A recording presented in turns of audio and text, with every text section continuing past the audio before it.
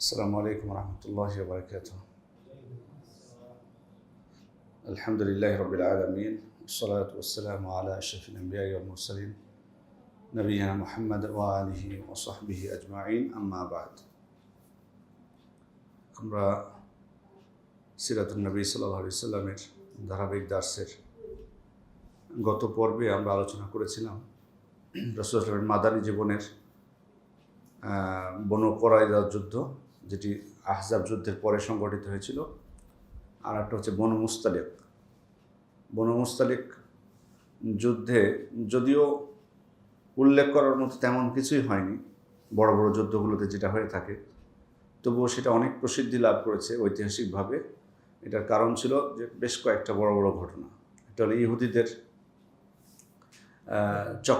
ইহুদি মোনাফিকদের বেশ কিছু ষড়যন্ত্র, এবং যেমন রাসূল সাল্লাল্লাহু আলাইহি ওয়াসাল্লামের ব্যাপারে কটূক্তি করা, আব্দুল্লাহ ইবনে উবাই ইবনে সালুলের যে মদিনার সম্মানিত ব্যক্তি নিকৃষ্ট ব্যক্তিকে বের করে দিবে, একটা ঘটনা। আর একটা হলো আয়েশা রাদিয়াল্লাহু আনহার ইফকের যে ঘটনা আমরা জানি, তাকে মিথ্যা হওয়া দেওয়া, সে বিষয়ে আমরা আলোচনা করেছিলাম। এই দুইটা বিষয় নিয়ে আজকে আমরা ইসলামের ইতিহাসের বা রাসূল সাল্লাল্লাহু আলাইহি ওয়াসাল্লামের জীবনের অন্যতম একটা অধ্যায়, যেটার প্রতি মনোযোগ দেওয়া বা যেটা থেকে আমার জন্য শিক্ষার অনেক কিছু আছে, সেটা হচ্ছে হুদাইবিয়ার সন্ধি। এ বিষয়ে আমরা আলোচনা করব। আল্লাহ রাসূল সাল্লাল্লাহু আলাইহি ওয়াসাল্লাম, আপনারা জানেন যে উনি মদিনায় হিজরত করার পর প্রায় 6 বছর কিন্তু উনি মক্কায় যেতে পারেননি, বা মক্কার মুশরিকরা বা কুরাইশরা কাউকে কিন্তু অনুমতি দেয়নি উমরা করার বা কাবা তওয়াফ করার জন্য। তা আল্লাহ রাসূল সাল্লাল্লাহু আলাইহি ওয়াসাল্লাম মদিনায় তিনি স্বপ্নে দেখলেন যে তিনি এবং সাহাবা ইকরাম মসজিদে হারামে প্রবেশ করছেন, এবং তিনি কাবার চাবি নিয়েছেন। সাহাবা ইকরাম উমরা করছেন, মাথা মুন্ডন করছেন। তো আল্লাহ রাসূল সাল্লাল্লাহু আলাইহি ওয়াসাল্লাম সাহাবা ইকরামকে তিনি তার স্বপ্নের কথাটা শোনালেন। তো তাদের মনে একটা তখন আশা জাগলো, কারণ নবীদের স্বপ্ন হচ্ছে সত্য। তাদের মনেও একটা আশা জাগলো যে তাহলে আমরা এখন মক্কায় যেতে পারবো। তো আল্লাহ রাসূল সাল্লাল্লাহু আলাইহি ওয়াসাল্লাম তিনি স্পষ্টই বলে দিলেন, আমরা উমরা পালন করার জন্য যাব, তোমরা প্রস্তুতি গ্রহণ করো। তো আল্লাহ রাসূল সাল্লাল্লাহু আলাইহি ওয়াসাল্লাম ঘোষণা দিলেন, তারা প্রস্তুতি গ্রহণ করতে শুরু করলেন। মদিনার দায়িত্ব আব্দুল্লাহ ইবনে উম্মে মাকতুম অথবা নুমাইলা আল-লাইসিকে আল্লাহ রাসূল সাল্লাল্লাহু আলাইহি ওয়াসাল্লাম প্রদান করেছিলেন। তারপর তিনি কসওয়া নামক উটনীতে আরোহণ করে তিনি রওনা হলেন। এই সফরে আল্লাহ রাসূল সাল্লাল্লাহু আলাইহি ওয়াসাল্লামের সাথে ছিলেন তার স্ত্রী উম্মে সালামা রাদিয়াল্লাহু আনহা। বনু মুস্তালিকে ছিলেন খাদিজা রাদিয়াল্লাহু আনহা। এই যুদ্ধে বা এই উমরায়, যুদ্ধ তো না, এটা উমরার জন্য তিনি বের হচ্ছেন, তিনি সাথে নিয়েছিলেন তার স্ত্রী উম্মে সালামা রাদিয়াল্লাহু আনহা।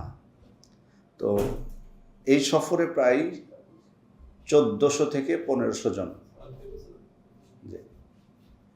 প্রায় 1400 থেকে 1500 জন সাহাবী আল্লাহ রাসূল সাল্লাল্লাহু আলাইহি ওয়াসাল্লামের সাথে ছিলেন। তো আল্লাহ রাসূল সাল্লাল্লাহু আলাইহি ওয়াসাল্লাম তিনি কোষবদ্ধ তলোয়ার নিয়েছিলেন, এছাড়া তেমন কোনো আর অস্ত্র নেননি। তিনি প্রথমে মুজদালিফায় পৌঁছলেন। মুজদালিফা হচ্ছে মদিনার যেটা মিকাত মদিনাবাসীদের। সেখানে তিনি তার যে কুরবানির পশু ছিল, হাদি যেটাকে বলা হয়, আসলে মানে কুরবানি যেটা আমরা যেটা দিই সেটাকে বলা হয় উযহিয়া, আর তামাত্তু বা কিরান হজের জন্য হাজিরা যেটা করতে হয় সেটাকে বলা হয় হাদি। এই পার্থক্য আছে দুইটা। তো ওনার যেটা হাদি যেটা নিয়েছিলেন সাথে, সেটার মানে বিশেষ নিদর্শনের জন্য কিলাদা পড়ালেন, আর উটের চুট চিরে দিলেন, একটু হালকা রক্ত বের হয়। এটার উদ্দেশ্য হলো যাতে সবাই বুঝতে পারে যে উমরার জন্য তিনি যাচ্ছেন। এটা করলে মানে এই জিনিসটা কিন্তু আপনি দেখবেন আমাদের এদিকেও কিন্তু বাংলাদেশেও কিন্তু এটা রীতি আছে, একটা এই মালা পরানোর। আপনাদের দিকে আছে কিনা? আমাদের ওদিকে কিন্তু আছে, মালা পরায়। আসলে এটা কিন্তু মানে মূলত সাধারণ কুরবানির জন্য না। এটা আল্লাহ রাসূল সাল্লাল্লাহু আলাইহি ওয়াসাল্লাম যেটা করতেন তখন, সেটা হলো যে হাদির জন্য, যাতে বুঝতে পারে অন্যরা, এবং হাদির জন্য হলে তখন সেগুলোকে আটকায় না বা সেখানে আক্রমণ করতে যায় না, জানতে পারে যেটা আল্লাহর উদ্দেশ্যে নিয়ে যাওয়া হচ্ছে, এটাকে আল্লাহর উদ্দেশ্যে জবাই করা হবে। আর উটকে তার পিঠের একটা দিক চিরে দিয়ে হালকা রক্ত বের হয়, ওটা একটা চিহ্ন। যদি এটা নিয়ে হয়তো অনেকে আপত্তি করতে পারে যে প্রাণীকে কষ্ট দেবে, তা আসলে প্রাণীকে কষ্ট দেওয়ার কথা যদি আমরা চিন্তা করি তাহলে তো মানে যেটা খাতনা করা হয় এটাও তো কাটা হয়, তাই না? এটা কি অবৈধ? এটা তো অবৈধ না। সেই দৃষ্টিকোণ থেকে এটাও কোনো সমস্যা না। তো যাই হোক, আল্লাহ রসুল সাল্লাল্লাহু আলাইহি ওয়াসাল্লাম মূলত এটা করেছেন যাতে অন্যরা বুঝতে পারে যে উনি আসলে যুদ্ধের জন্য বের হননি, উনি বের হয়েছেন মূলত উমরা পালনের জন্যই। তো উনি একজন গুপ্তচরকে পাঠালেন কুরাইশদের মনোভাব জানার জন্য যে আল্লাহ রসুল সাল্লাম তো বের হচ্ছেন, সেক্ষেত্রে তারা তো সংবাদ পাবে যে উনি আসছেন উমরা করতে, তো তারা কী সিদ্ধান্ত নিচ্ছে। তো উনি কিছু খবর নিয়ে আসলেন, এসে বললেন যে কাব ইবনে লুয়াইকে দেখলাম যে আপনার সাথে মোকাবেলা করবে, এজন্য অন্যান্য গোত্রকে সে উদ্বুদ্ধ করতেছে এবং অন্যান্য জায়গা থেকে লোকজন তারা জড়ো করতেছে, আপনাকে বাধা দেবে তাই। তা আল্লাহ রসুল সাল্লাল্লাহু আলাইহি ওয়াসাল্লাম তখন সাহাবা ইকরামকে বললেন যে আমরা কী করতে পারি, পরামর্শ নিচ্ছেন। কিন্তু দেখুন, আল্লাহ রসুল সাল্লাল্লাহু আলাইহি ওয়াসাল্লাম তিনি একজন নবী রাসূল, তিনি তো মানে ইচ্ছা করলে বলতে পারেন যে আমি আল্লাহর পক্ষ থেকে, যেহেতু তার কাছে ওহী আসে, আমি যেটা বলবো সেটাই হবে।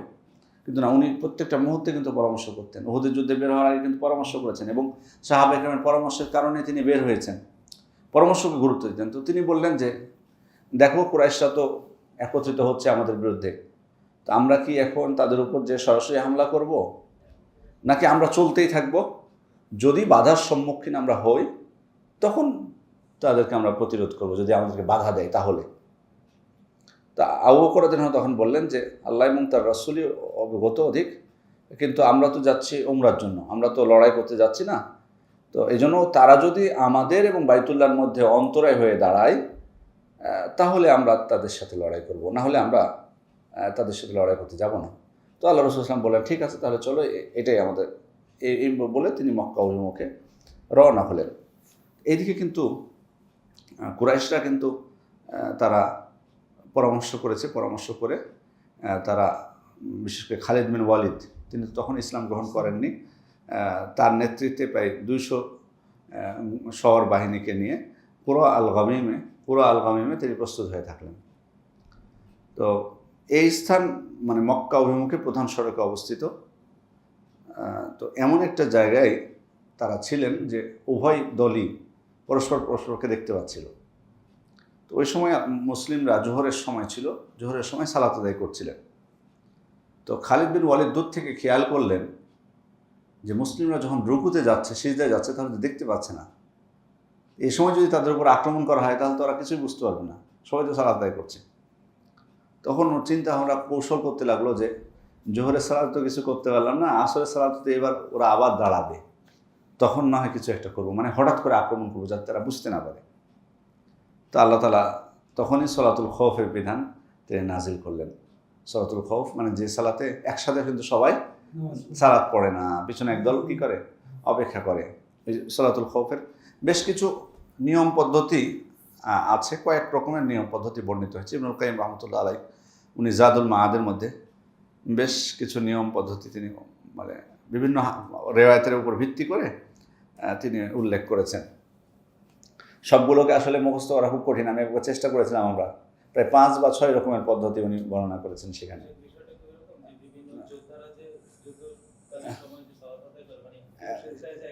দাঁড়িয়ে থাকে, জি জি জি, তারা আবার চলে আসলে তখন পরে তারা করবে, এইটাই সালাতুল খৌফ। আলাদা করতেন যে খালিদ বিন ওয়ালিদ যেটা চাচ্ছিলেন, তখন তো জোহরের সালাতে উনি দেখেছেন যে সবাই একসাথে সালাত আদায় করছে, সবাই একসাথে রুকুতে যাচ্ছে, একসাথেই সিজদায় যাচ্ছে। কারণ এখন কিন্তু সেটা হবে না, কারণ একদল অপেক্ষা করবে অস্ত্র নিয়ে। জি, তো এরপরে আল্লাহ রসুল সাল্লাল্লাহু আলাইহি ওয়াসাল্লাম পথ পরিবর্তন করে তিনি ভিন্ন রাস্তা দিয়ে তিনি গেলেন। এরপরে হুদাইবিয়ার একটা কূপের কাছে তিনি অবতরণ করলেন। সেই কূপে পানি ছিল না, খুব বেশি পানি ছিল না, অল্প পানি ছিল, পানি শেষ হয়ে গেল। সাহাবায়ে কেরাম এসে আল্লাহ রসুল সাল্লাল্লাহু আলাইহি ওয়াসাল্লাম, এটা একটু উপরে করে দেওয়া যায় না, ডাইরেক্ট ইয়েতে যাবে, ডাইরেক্ট শুধু উপরে, যখন উপরে যাবে তখন ইয়ে করে দিও।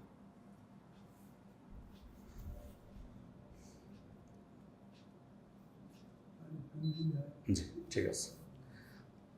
তো সেখানে বেশি পানি ছিল না, অল্প কিছু পানি ছিল। আল্লাহ রসুল সাল্লাল্লাহু আলাইহি ওয়াসাল্লামকে এসে সাহাবায়ে কেরাম জানালেন যে আমরা তো পিপাসিত, আমাদের তো পানি নাই।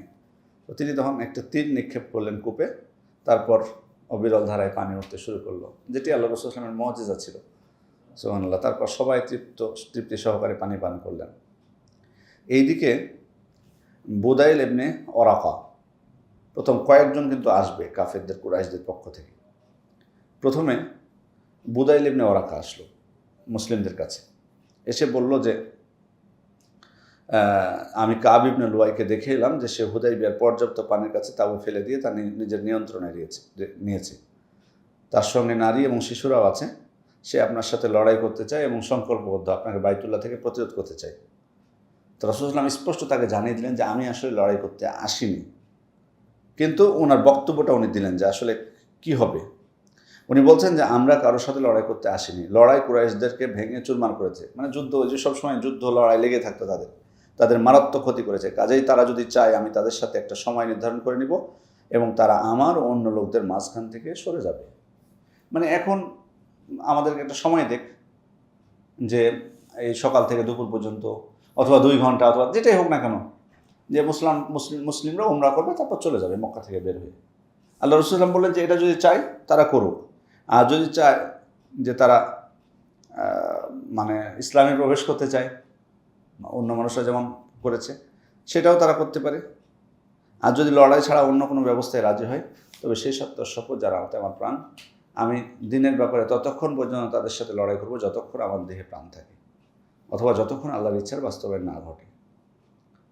তো বুদাইল এবার আল্লাহ রাসূল সাল্লাল্লাহু আলাইহি ওয়াসাল্লামের কাছে কথা শুনে বললেন যে আমি আপনার বক্তব্যটা কুরাইশদের কাছে আমি পৌঁছে দেবো, আপনি যেটা বলেছেন। তো কুরাইশদের কাছে বুদাইল ইবনে ওরাকা যে এই বক্তব্য আল্লাহ রাসূল সাল্লাল্লাহু আলাইহি ওয়াসাল্লাম যেটা বলেছেন সেটা পৌঁছায় দিল। তো ওরা এবার আরেকজনকে পাঠালেন, তার নাম ছিল মিকরাজ ইবনে হাফস। এখানে বইয়ে মুকরেদ লেখা আছে, মিকরাজ হবে নামটা। মিকরাজ ইবনে হাফসকে পাঠালো। তো এই লোকটা কিন্তু বদমাইশ ছিল, বিশ্বাসঘাতক। আল্লাহ রাসূল সাল্লাল্লাহু আলাইহি ওয়াসাল্লাম দেখে চিনতে পেরেছিলেন। তো বুদাইলকে যে কথাগুলো আল্লাহ রাসূল সাল্লাল্লাহু আলাইহি ওয়াসাল্লাম বলেছিলেন, ওই মিকরাজ ইবনে হাফসকে একই কথা বললেন। এবার তারপরে ও যে যখন বলল, তারপর আরেকজন আসলো, তার নাম ছিল হুলাইস ইবনে আলকামা। এখানে হালিস লেখা আছে, আসলে নামটা তাসগীর করেই পড়তে হবে, হুলাইস ইবনে আলকামা। তিনি কুরাইশদের কাছে অনুমতি নিলেন যে আমি যাই এবার মুহাম্মদ সাল্লাল্লাহু আলাইহি ওয়াসাল্লামের সাথে কথা বলি। তো উনি যখন আসছিলেন তখন আল্লাহ রাসূল সাল্লাল্লাহু আলাইহি ওয়াসাল্লাম সাহাবা ইকরামকে বলছেন যে এই লোকটি হচ্ছে অমুক, সে এমন কওমের সাথে সম্পর্কিত যারা হাদির পশুকে খুব সম্মান করে, কাজে তোমরা পশুগুলোকে দাঁড় করাও ও যখন আসবে। তো নির্দেশ মোতাবেক পশুগুলোকে সাহাবা ইকরাম দাঁড় করালেন এবং তাকে অভ্যর্থনা জানালেন। তো এই অবস্থা দেখে খুব খুশি হলেন উনি, মানে তাকে সম্মান করেছে পশুগুলো দাঁড় করিয়ে। তো উনি বলছেন যে সুবহানাল্লাহ, এরা এমন একটা সম্প্রদায় যাদেরকে বাইতুল্লাহ থেকে বাধা দেওয়া আসলে ঠিক হবে না। তো সোজা কুরাইশের কাছে চলে গেছেন, যে বলছেন যে আমার মতামত হলো যে ওদেরকে বাইতুল্লাহে প্রবেশ করতে দেওয়া হোক, উমরা করতে দেওয়া হোক, তাদেরকে বাধা দেওয়াটা আমি মোটেই সমীচীন মনে করছি না। তারপর তো কুরাইশদের সাথে একটু বাকবিতণ্ডা হলো, তারা কে রাজি হবে এত সহজে? এবার উরওয়া ইবনে মাসউদ সাকাফি উনি আসলেন এবার। তো উনি এসে আল্লাহ রাসূল সাল্লাল্লাহু আলাইহি ওয়াসাল্লাম ওনাকেও একই কথাই বললেন যেটা পূর্বের জনদেরকে বলেছিলেন। তো উরওয়া ইবনে মাসউদ সাকাফি আল্লাহ রাসূল সাল্লাল্লাহু আলাইহি ওয়াসাল্লামকে কিছু কথা বলল, খুব কড়া করে বলল যে আপনি নিজের কওমকে নির্মূল করতে চাচ্ছেন, তবে একটা কথা মনে রাখুন, আপনার আগে কোনো আরব সম্পর্কে এমন কথা শুনেছেন যিনি নিজের কওমকে নিশ্চিহ্ন করে দিয়েছেন? মানে আপনি যে কওমের, তাদেরকে আপনি নিশ্চিহ্ন করতে চাচ্ছেন। যদি ভিন্ন রকম পরিস্থিতির উদ্ভব হয়, তবে আল্লাহর শপথ আমি এমন সব চেহারা এবং এমন সব উদ্ভ্রান্ত লোকদের দেখছি যারা আপনাকে ছেড়ে পালিয়ে যাবে। মানে আপনি যদি আপনার নিজের কওমের বিরুদ্ধে মানে অবস্থান নেন, তাহলে আপনার সাথে যারা আছে তারা কিন্তু আপনাকে ছেড়ে পালিয়ে যাবে, এটা সে বোঝাতে চাইল। তো এই কথা যখন বলেছে তখন আবু বকর যখন খুব রেগে গেছে, মানে খুব পড়েছেন লাতের লজ্জাস্থানে ঝুলন্ত চামড়া তুমি চুষো। তো তোমরা কী থেকে তুমি বুঝলে যে আমরা আল্লাহ রাসূল সাল্লাল্লাহু আলাইহি ওয়াসাল্লামকে ছেড়ে পালিয়ে যাব? তো এই কথা যখন উনি খুব কড়া করে বলেছেন, তখন উরওয়া জিজ্ঞেস করছে যে এই লোকটা কে, মানে আবু বকর কে? তো তার পরিচয় যখন দেওয়া হলো তখন তিনি বললেন, সেই সপ্তাহ শপথ যার হাতে আমার প্রাণ, তুমি একসময় আমার উপকার করেছিলে, যার কোনো বদলা আমি দেইনি। যদি না হতো তবে অবশ্যই তোমার এই কথার জবাব আমি দিতাম। মানে তুমি একসময় আমার উপকার করেছিলাম, মানে ওই জন্য তোমাকে কিছু বললাম না। এরপরে উরওয়া ইবনে মাসউদ রাসূল সাল্লাল্লাহু আলাইহি ওয়াসাল্লামের সাথে যখন কথা বলছিলেন, তো বারবার কথা বলার সময় ওনার দাড়ি স্পর্শ করছিলেন। এটা তো এক ধরনের বেয়াদবি, এটা তো শিষ্টাচার বিরোধী একটা কাজ। তো সেখানে ছিলেন মুগীরা ইবনে শুবা। উনি একবারে ধরে নিয়েছেন তাকে, একবার তলোয়ার নিয়ে খবরদার এরপরে যদি তুমি আল্লাহ রসুলের দাড়িতে তুমি স্পর্শ করো।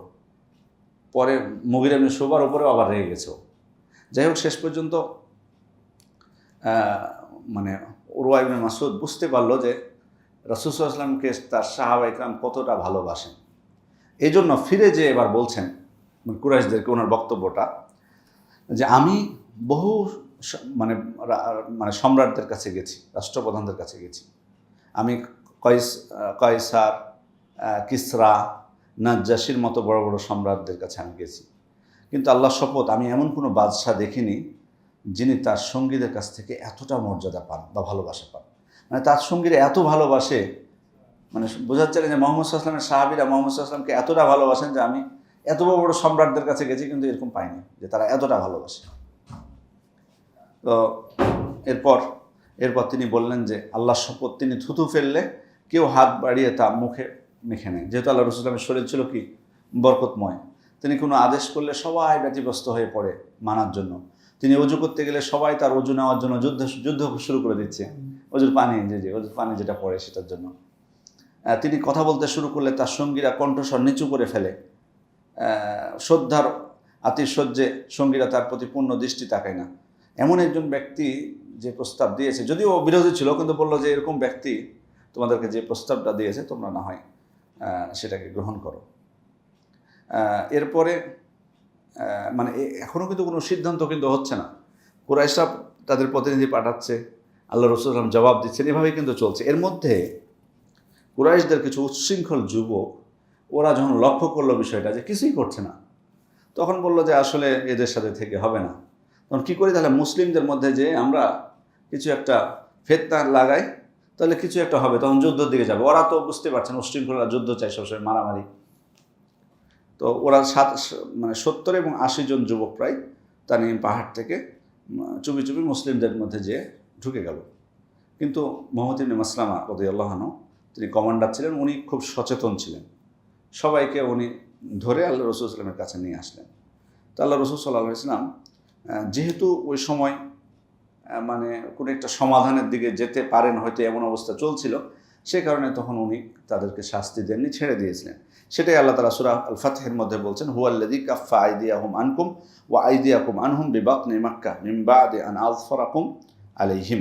অর্থাৎ তিনি মক্কা উপত্যকায় তোমাদের হাত, উপত্যকায় ওদের হাত তোমাদের থেকে এবং তোমাদের হাত তাদের থেকে মানে নিবারিত করেছেন, ওদের উপর সম্পূর্ণভাবে বিজয়ী হওয়ার জন্য। এরপরে আল্লাহ রাসূল সাল্লাল্লাহু আলাইহি ওয়াসাল্লাম উসমান ইবনে আফফান রাদিয়াল্লাহু আনহুকে তিনি পাঠালেন যাতে কুরাইশদেরকে যে উনি আল্লাহ রাসূল সাল্লাল্লাহু আলাইহি ওয়াসাল্লামের বক্তব্যটা তিনি পৌঁছে দেন, এটাই ছিল উদ্দেশ্য। তো উনি প্রথমে কিন্তু উসমান ইবনে আফফানকে প্রস্তাব দেননি, প্রস্তাব দিয়েছেন কাকে? ওমর ইবনুল খাত্তাবকে, যে ওমর তুমি যাও, তুমি যে কুরাইশদের সাথে কথা বলো।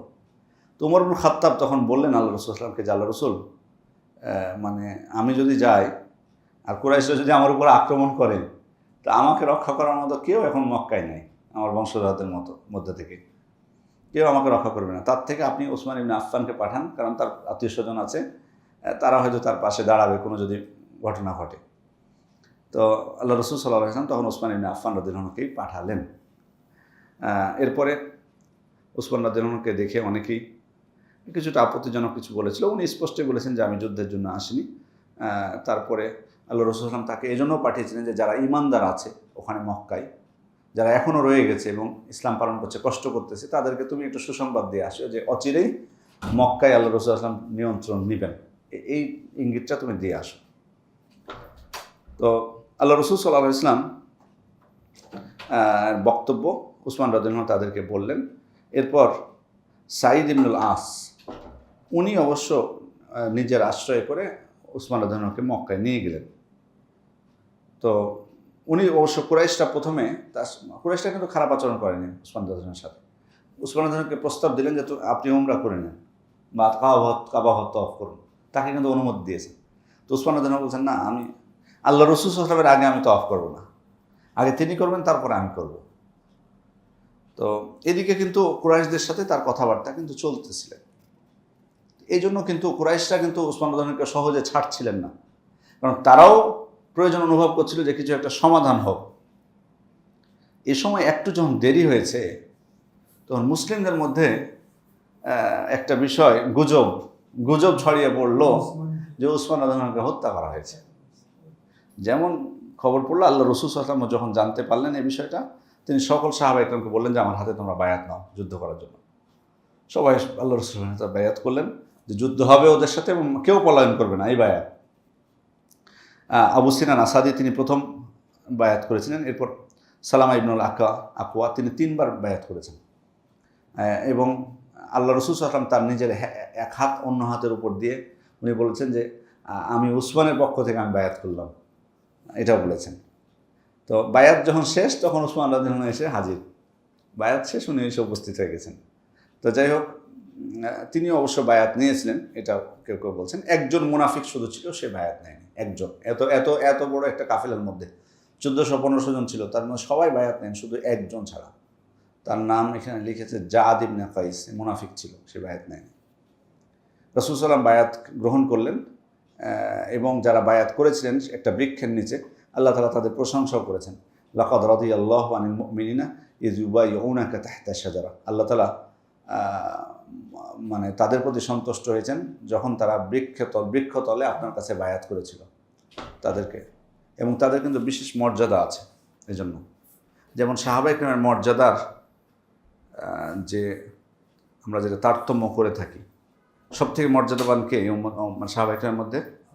আবু বকর, তারপরে ওমর, ওসমান, আলী, এরপর হচ্ছে আল আশার আল মুবাশশিরিনা বিল জান্নাহ, যারা 10 জন জান্নাতের সুসংবাদ প্রাপ্ত। এরপরে কারা? এরপরে অনেক উলামা ইকরাম এই বায়াত রিদওয়ানে যারা অংশগ্রহণ করেছেন তাদের কথা বলেছেন, বা কেউ বদরের সাহাবীদের কথা বলেছেন, যারা বদরে। কারণ বদরদের ব্যাপারে আল্লাহ তাআলা কি বলেছেন? ইমালু মা শি'তুম ফাকাদ গাফারতু লাকুম, তোমরা যা ইচ্ছা তাই করে আমি তোমাদেরকে ক্ষমা করে দিয়েছি। অনেকে বদরদের কথা বলেছেন, কেউ আবার এই বায়াত রিদওয়ানের কথা বলেছেন।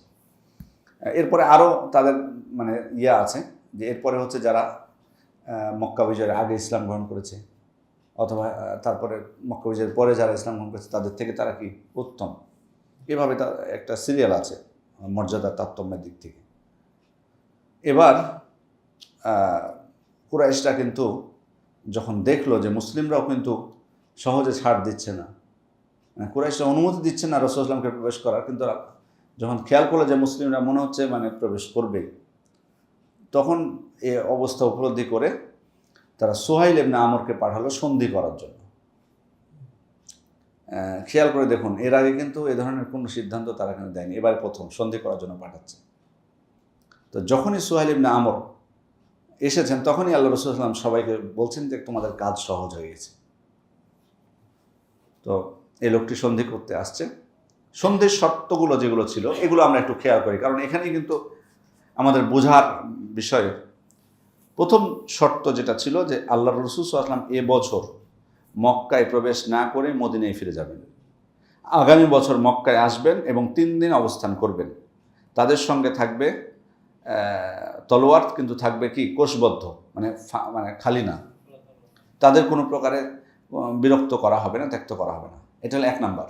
মানে এই বছর উনি প্রবেশ করবেন না, ব্যাক করবেন মদিনায়। সামনে বছর আসবে, 3 দিন থাকবে, তলোয়ার থাকবে কোষবদ্ধ, 1 নাম্বার। 2 নাম্বার হলো 10 বছর যুদ্ধ বিগ্রহ বন্ধ থাকবে, কেউ কারো উপর আক্রমণ করবে না, এটা একটা। 3 নাম্বার হলো যারা মুহাম্মদ সাল্লাল্লাহু আলাইহি ওয়াসাল্লামের সাথে চুক্তিবদ্ধ হতে চায়, যে কোনো গোত্র থেকে, তারা ইচ্ছা করলে মুহাম্মদ সাল্লাল্লাহু আলাইহি ওয়াসাল্লামের সাথে চুক্তিবদ্ধ হতে পারে, আর ইচ্ছা করলে কাফেরদের সাথেও, কুরাইশদের সাথেও সে চুক্তিবদ্ধ হতে পারে। তাদের মানে এটা ইচ্ছা মানে স্বাধীনতা, এটা প্রত্যেক গোত্রকে স্বাধীনতা দেওয়া হলো যে তো আমরা তো সন্ধি করতেছি, তোমরা যে কোনো গোত্রের মধ্যে অন্তর্ভুক্ত হতে, আমাদের অথবা কুরাইশদের অন্তর্ভুক্ত হতে পারো। 4 নাম্বার হলো কুরাইশদের কোনো লোক, আরও নিয়ে আসো তো একটা পানি আমার জন্য নিয়ে আসবো। কুরাইশদের কোনো লোক, এবার এই 4 নাম্বারটা একটু খেয়াল করবেন বেশি। কুরাইশদের কোনো লোক যদি পালিয়ে আসে, পালিয়ে যে মুহাম্মদ সাল্লাল্লাহু আলাইহি ওয়াসাল্লামের কাছে যায়, তাহলে মুহাম্মদ সাল্লাল্লাহু আলাইহি ওয়াসাল্লাম তাকে ফেরত দিতে বাধ্য হবেন। খেয়াল করে দেখুন এই শর্তটা, যে এটা আসলে মুসলিমদের স্বার্থ বিরোধী কতটুকু হচ্ছে। যে কেউ কুরাইশদের মধ্যে থেকে চলে এসে যদি মোহাম্মদ সাল্লামের কাছে যায়, মোহাম্মদ সাল্লাম ফেরত দিতে বাধ্য। কিন্তু মোহাম্মদ সাল্লামের সঙ্গীদের কেউ যদি কুরাইশদের কাছে আসে, তাহলে কুরাইশরা তাকে ফেরত দিতে বাধ্য না। তো এটা বাহ্যিক দৃষ্টিকোণ থেকে কিন্তু এই শর্তটা মুসলিমদের স্বার্থবিরোধী কিন্তু হয়ে গেল বাহ্যিক দৃষ্টিকোণ থেকে। আচ্ছা, পরে এটা আমরা জানতে পারবো। চুক্তির মানে খসড়া সিদ্ধান্ত যখন হলো, আলী রাদিয়াল্লাহু আল্লাহ রাসূল সাল্লাল্লাহু আলাইহি ওয়াসাল্লাম ডাক দিলেন, ডেকে বললেন যে তুমি লেখো। তো শুরুতে উনি লিখেছিলেন বিসমিল্লাহির রহমানির রহিম। তো সোহেল ইবনে আমর বলছে যে রহমান কে তা আমরা জানি না, বরং আপনি বলুন বিসমিকা আল্লাহুম্মা। এখান থেকে একটা জিনিস বোঝা যায় যে আমরা বলি না যে মক্কার মুশরিকরা তাওহীদুর রুবুবিয়াতে বিশ্বাস করতো, কিন্তু উলুহিয়াতে সমস্যা ছিল। এখান থেকে একটা জিনিস বোঝা যায় যে আসমা ও সিফাতে ওদের ঘাটতি ছিল, আল আসমা ও সিফাতে ঘাটতি ছিল, সেটা বোঝা যায়। রহমানকে তাই চেনে না। তো আল্লাহ রাসূল সাল্লাল্লাহু আলাইহি ওয়াসাল্লাম তখন আলী রাদিয়াল্লাহু বলেন, ঠিক আছে, ওরা যদি রহমান লিখতে নিষেধ, বিসমিকা আল্লাহুম্মা, আল্লাহর নাম দিয়ে শুরু করো, রহমান বলার দরকার নেই। তারপর সে লিখলো যে এগুলো সেসব বিষয় যেগুলোর উপর রাসূল সাল্লাল্লাহু আলাইহি ওয়াসাল্লাম সন্ধি করেছেন। তখন সোহেল বলছেন যে আমরা যদি আপনাকে রাসূল হিসেবে মানতাম, তাহলে আপনাকে বাধা কেন দিতে আসছি? আপনার সাথে তো আমরা যুদ্ধ করতাম, তো রাসূল কেন লিখবে এখানে? আপনাকে তো আমরা রাসূল হিসেবে মানি না। তো ঠিক আছে, মোহাম্মদ ইবনে আবদুল্লাহ আপনি লিখতে বলুন। আল্লাহ রাসূল সাল্লাল্লাহু আলাইহি ওয়াসাল্লাম আলী রাদিয়াল্লাহু কিন্তু এখানে জেদ করেছেন যে না, আল্লাহ রাসূল লিখবো। কিন্তু আল্লাহ রাসূল সাল্লাল্লাহু আলাইহি ওয়াসাল্লাম বলেন না, যেহেতু ওরা লিখতে নিষেধ করে, তুমি মোহাম্মদ ইবনে আবদুল্লাহ লেখো। সেটাই লেখা হলো, রাসূলুল্লাহটা মুছে দেওয়া হলো। এরপর চুক্তি যখন হয়ে গেল, তখন তো বলা হয়েছিল না চুক্তির একটা, যে কোনো গোত্র মানে দুই পক্ষের যে কোনো এক পক্ষের সাথে তারা একত্রিত হতে পারে। তো খোজা গোত্র রাসূল সাল্লাল্লাহু আলাইহি ওয়াসাল্লামের সাথে চুক্তিবদ্ধ হলো, আর বনু বকর চুক্তিবদ্ধ হলো কুরাইশদের সাথে। তো এখানে যখন চুক্তি লেখা শেষ, ওই সময় আবু জান্দাল এসে হাজির। আবু জান্দালটা হচ্ছে সোহেল ইবনে আমর, যে চুক্তি করতে এসেছিল তার ছেলে। আবু জান্দাল কিন্তু অলরেডি তখন ইসলাম গ্রহণ করেছে। ইসলাম গ্রহণ করে মূলত উনি মক্কা থেকে এসে রাসূলের সাথে কিন্তু একত্রিত হতে চেয়েছেন, মানে আর উনি মক্কায় ফিরে যাবেন না, রাসূল ইসলামের সাথে সঙ্গীদের সাথে থাকবেন। সোহেল বলল যে না, আমাদের চুক্তিতে তো লেখাই আছে যে মক্কার কুরাইশদের কেউ যদি মুহাম্মদ সাল্লাল্লাহু আলাইহি ওয়াসাল্লামের কাছে যায়, তাহলে ফেরত দিতে বাধ্য হবে। তো আল্লাহ রাসূল সাল্লাল্লাহু আলাইহি ওয়াসাল্লাম বলছেন যে চুক্তি তো এখনও লেখা বা সব কিছু কমপ্লিটই হয়নি, কমপ্লিট তো হয়নি, এর মধ্যে এটা বাস্তবায়ন হবে না। এটা তো ও নাছোড়বান্দা, কোনোভাবেই সম্ভব না। সোহেল বলছেন না, সে আবু জান্দালকে মারতে মারতে বলল যে না, ওকে আমরা যেতে দিব না। এরপরে আল্লাহ রাসূল তখন আবু জান্দালকে বাধ্য হলেন বলতে যে ঠিক আছে, তুমি ধৈর্য ধারণ করো, ইনশাআল্লাহ আল্লাহ তোমার একটা পথ বের করে দিবেন। তো ওমর ইবনুল খাত্তাব কিন্তু ওই তলোয়ার নিয়ে, তার নিজের তলোয়ারটা নিয়ে আবু জান্দালের আশপাশে ঘুরছিলেন। তো ওমর ইবনুল খাত্তাব পরে বলছিলেন যে আমি আশা করেছিলাম যে আবু জান্দাল আমার কাছ থেকে তলোয়ারটা নিয়ে ওর পিতাকে হত্যা করবে, কিন্তু সে করেনি সেটা। এরপর পিতা ওই যে সোহেল যে সন্ধি করতে এসছে কাফের, সে করেনি এটা। এবার সন্ধি লেখা শেষ, তাহলে এখন কি? এখন তো মানে সন্ধির চুক্তি হলো কি যে মুহাম্মদ সাল্লাল্লাহু আলাইহি ওয়াসাল্লাম এবার প্রবেশ করতে পারছেন না, তাহলে তো ওনারা তো ইহরাম বেঁধে এসেছিলেন, তাহলে হালাল হওয়া লাগবে। তা হালাল হতে হলে কি করতে হবে? তখন তো ওনারা পশু নিয়ে এসছেন, হাদি, তো সেটা জবাই করতে হবে। তারপরে চুল মাথা মুন্ডন করতে হবে, অথবা চুল ছোট করতে হবে, তারপর ইহরামের পোশাক খুলে ফেলবে। তো আল্লাহ রাসূল সাল্লাল্লাহু আলাইহি ওয়াসাল্লাম সাহাবা ইকরামকে আদেশ করলেন, কিন্তু উনি দেখছেন যে কেউ মানে নড়াচড়া করছেন না, কেউ নড়াচড়া করছেন না। কারণটা ছিল যে সাহাবা ইকরামকে আল্লাহ রাসূল সাল্লাল্লাহু আলাইহি ওয়াসাল্লামের নির্দেশ সাথে সাথে পালন করতেন না।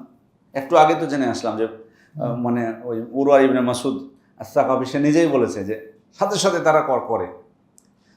এই অবস্থায় আল্লাহ রাসূল সাল্লাল্লাহু আলাইহি ওয়াসাল্লাম বলছেন সবাইকে যে তোমরা তোমাদের পশু জবাই করো, মাথা মুন্ডন করো, হালাল হয়ে যাও, কিন্তু কেউ নড়াচড়া করছেন না। তাহলে কি তারা অবদ্ধ ছিলেন? না, বিষয়টা হলো যে তারা কিন্তু অনেক বড় একটা আশা নিয়ে এসেছেন, এবং আল্লাহ রাসূল সাল্লাল্লাহু আলাইহি ওয়াসাল্লাম তাদেরকে বলেছেন যে এবার উমরা করে ফেরত যাবো, উমরা যেভাবে করবো, বাধা দিলে যুদ্ধ করবো। তো তাদের মধ্যে কিন্তু একটা বড় আশা মানে তখন ছিল, তখনও তারা হয়তো মানে এটুক হয়তো কামনা করছিলেন যে আল্লাহ রাসূল সাল্লাল্লাহু আলাইহি ওয়াসাল্লাম হয়তো ওহী নাজিল হবে, হয়তো ওনার সিদ্ধান্ত উনি পরিবর্তনও করতে পারেন। এই আশায় কিন্তু ওনার নড়াচড়া করেননি। কিছু আসলে মুহূর্ত আছে যে মুহূর্তগুলো অত্যন্ত কঠিন, এটা মানতে হবে। তখন প্রয়োজন হয় কি যে একজন কুদওয়া হবেন এক্ষেত্রে, যাকে দেখে মানুষ অনুসরণ করতে পারবে। মানে বেশ কিছু আমল আছে আপনি মুখে বললে মানুষ শুনবে আপনার কথা, আবার কিছু আমল আছে আপনি নিজে না করলে ওরা আপনার কাছে শুনবেই না। আপনি পরিবারেও এমন কিছু, আপনি বাচ্চাদেরকে আপনি কিছু আদেশ করছেন, শুনবে, কিন্তু কিছু জিনিস আছে আপনি করলে ওরা করবে, নাহলে করবে না। এই জন্য কুদওয়া হতে হয়। তো রাসূল সাল্লাল্লাহু আলাইহি ওয়াসাল্লাম যখন বলেছেন, তো তারা যখন নড়াচড়া করছেন, উনি একটু রেগে গেছেন। রেগে উম্মে সালামার কাছে গেছেন রাদিয়াল্লাহু আনহা। উম্মে সালামা রাদিয়াল্লাহু আনহার কাছে গেছেন। তো উম্মে সালামা রাদিয়াল্লাহু আনহা তখন আল্লাহ রাসূল সাল্লাল্লাহু আলাইহি ওয়াসাল্লামকে বলছেন যে আতুহিব্বু যালিক, আল্লাহ রাসূল আপনি কি সত্যি চাচ্ছেন যে তারা মাথা মুন্ডন করুক, তাদের পশুগুলো জবাই করুক, এটা কি সত্যি আপনি চাচ্ছেন? বলে হ্যাঁ অবশ্যই। বলে উখরুজ ওয়ালা তুকাল্লিম আহাদান মিনহুম কালিমাতান, আপনি বের হন, আমি আপনাকে পরামর্শ দিচ্ছি, আপনি বের হন, বের হয়ে কারোর সাথে কিছু কথা বলবেন না, কোনো কথা বলার দরকার নেই কারোর সাথে। হাত্তা তানহারা বুদনাক, আপনি আপনার ওই যে পশুটা যেটা আছে ওটাকে আপনি জবাই করে ফেলুন, কাউকে কিছু না বলে। ওয়াতাদু হালিকাকা ফায়াহলিকুক, আর আপনার যে চুল কাটবে তাকেও আপনি ডাকুন, আপনার চুল মাথা মুন্ডন করে ফেলুন, আপনি আর কিচ্ছু করতে হবে না আপনাকে, আপনি বের হন। দেখুন মানে মানুষের সৎ স্ত্রী, সতী সাধবী স্ত্রী একজন মানুষের জন্য যে কত, মানে দুনিয়ার জীবনের জন্য তো কত যে তার মানে এটা কল্যাণের দিক বয়ে আনে, সেটা কিন্তু এখান থেকে কিন্তু আমরা শিক্ষা পাচ্ছি। একটা স্বয়ং নবী সাল্লাল্লাহু আলাইহি ওয়াসাল্লামকে পরামর্শ দিয়েছেন উম্মে সালামা। বাস্তবেই আল্লাহ রাসূল সাল্লাল্লাহু আলাইহি ওয়াসাল্লাম বের হলেন, বের হয়ে পশু জবাই করলেন, মাথা মুন্ডন করলেন। সাহাবায়ে কেরাম এত দ্রুত গতিতে সব কিছু করছিলেন, মনে হচ্ছে একজন আরেকজনকে হত্যা করে ফেলবেন, মানে সাথে সাথে। কিন্তু তার মানে ওই পরিস্থিতিতে আল্লাহ রাসূল সাল্লাল্লাহু আলাইহি ওয়াসাল্লাম নিজে করবেন আগে, এটাই দাবি ছিল। এবং আমরা কিন্তু এরকম আরও দৃষ্টান্ত দেখতে পাই। ওই যে মক্কা বিজয়ের দিন যখন প্রবেশ করবেন, তখন কিন্তু সবাই সিয়ামরত অবস্থায় ছিল। আল্লাহ রাসূল সাল্লাল্লাহু আলাইহি ওয়াসাল্লাম উঁচু জায়গায় উঠে কিন্তু তাদেরকে দেখিয়েছেন যে তিনি আগে রোজা সিয়াম ভেঙে ফেলেছেন। কারণ এখানে প্রয়োজন ছিল যে সবাই দেখবে আগে, তারপর ছাড়বে। তো যাই হোক, এখান থেকে কিন্তু একটা মানে আমরা বুঝতে পারি যে মানে সৎ পরামর্শ, সুবহানাল্লাহ, এটা কত বড় একজন মানুষের জীবনে। জি জি জি এরপরে কিছু মুসলিম মহিলা, মুমিনা মহিলা, তারাও আসলেন। তো আল্লাহ রাসূল, কুরাইশরা দাবি করলো যে তাদেরকে ফেরত দিতে হবে। আল্লাহ রাসূল বললেন যে আমাদের চুক্তিতে যেটা লেখা আছে সেটা হলো পুরুষদের কথা, নারীদের কোনো কথা লেখা নাই। এবং আল্লাহ তাআলা কোরআন আয়াত নাজিল করলেন, বলে দিলেন যে কাফেরদের কাছে যাতে তাদেরকে ফেরত না দেওয়া হয়। এই দৃষ্টিকোণ থেকে আল্লাহ রাসূল তাদেরকে আর ফেরত দেননি।